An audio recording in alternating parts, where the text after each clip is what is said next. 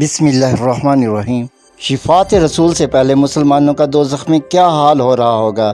ऐसी हदीस कि हर मुसलमान को अपने नबी पर बेख्तियार प्यार आ जाए। हज़रत अबू सईद खुदरी से रवायत है कि रसूलुल्लाह सल्लल्लाहु अलैहि वसल्लम ने फरमाया कि वो लोग जो दोज़ख वाले काफ़िर हैं वो इसमें ना तो मरेंगे और ना ज़िंदा रहेंगे, यानी वो हमेशा हमेशा के लिए दोज़ख के अज़ाब में मुब्तला रहेंगे। लेकिन कुछ लोग यानी मुसलमान जो अपने गुनाहों की वजह से दोज़ख में जाएंगे, आग इन्हें जलाकर कोयला बना देगी।